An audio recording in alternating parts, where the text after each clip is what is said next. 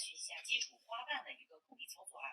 然后这个上一节课大家应该都看过线条控笔，线条控笔我们知道通过笔尖的去压控制线条的粗细，对吧？但是这个我们画基础花瓣练习的时候，可以大家准备一支万能笔，然后同样呢，在使用之前也是先用笔胶润笔，润好笔之后，注意看我们在取胶的时候，把整个笔尖前端1/2处，看到1/2处按压取胶，让整支笔把颜料给吸满啊，也就是咱这写毛笔字是不是得填笔把笔给填饱的？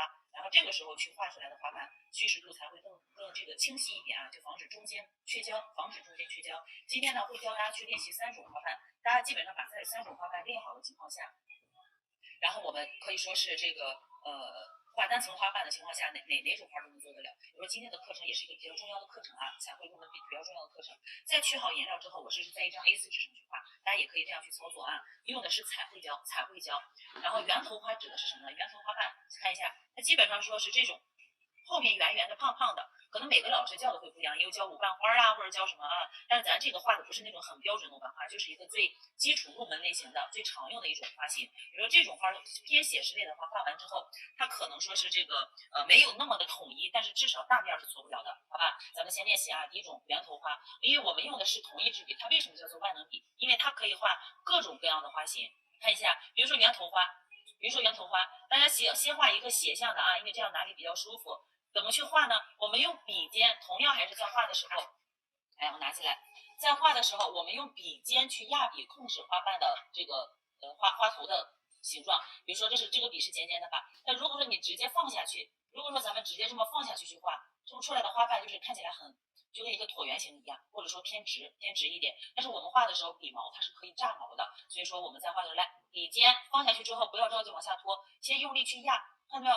压下去之后，来慢慢的再往上抬笔，不是说往下抬着走啊，而是说压下笔之后，好了，没胶了，再接着胶，没有胶了，来看正确的画法，来看这儿啊，笔尖压下去之后，你看自然而然形成一个圆圆的弧度，对吧？然后来慢慢的抬笔，最后慢慢的再收笔，收的时候结尾一定要收成什么样子呢？结尾一定要收的就是尖尖的拖出去，千万不要把结尾收成这种直的啊，不要收成直的。好了，我再画一次，大家来看，像这种花瓣，画的时候比较快，一笔压笔抬笔收，再来看压笔抬笔收笔，慢慢的往下拖，就是拖出去的这个位置尽量拉长一点，而且把它收成一个小尖尖，这就是我们最常用的一种圆形花瓣的圆头花瓣的做法。再看一次啊，笔尖直接往下压下去之后，好了，来往下去抬笔收。当我们的这支笔把它润的比较透的情况下，润透了，它这个笔毛是自动回笼的。但如果你的笔比较干燥，没有润笔的话，那么这个花瓣的结尾想要给它收成细细的，收不起来。所以说大家在这种操作之前，一定记得先去润笔，润好笔再进行彩绘实操啊。好了，我们画的时候要怎么练习呢？大家先去找这个感觉，在纸上压抬拖，看到没有？一个小小的花瓣一个个就有了。通过我们压笔力度，比如说我压的稍微小一点，那么我画的花瓣同样也是偏小的，对不对？那我想压的大一点，那我就特别用力往下压，然后同样也是拖得长一点，对吧？这种花瓣就会偏大，所以说也是通过咱这一支笔就能做出多种花型来的啊。大家先去练习这种斜向45度，压笔抬，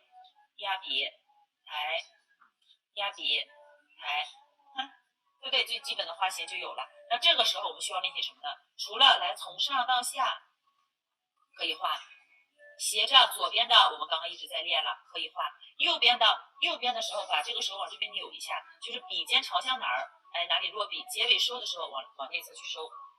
下面怎么画呢？下面就不要说转指或者转指甲了，我们把这个手本来拿的时候尽量往笔尖去靠，不要拿太靠后啊，往笔尖靠。在画下面的时候，注意看，把这支笔到这里来，看见吗？到这里来，然后用这边压笔来往上去抬，能看出来吗？再来一次，压笔往上抬，这是基础花瓣啊。还有左边的，来压笔抬，左边压笔来往上抬收。右边的呢？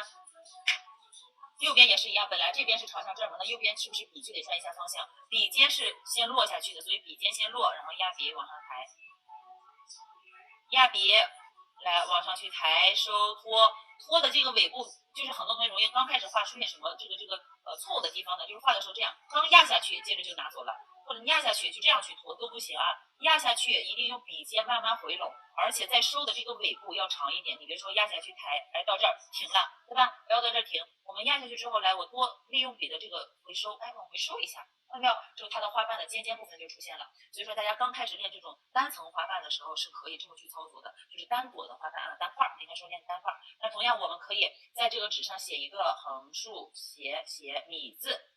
写好米字之后干啥呢？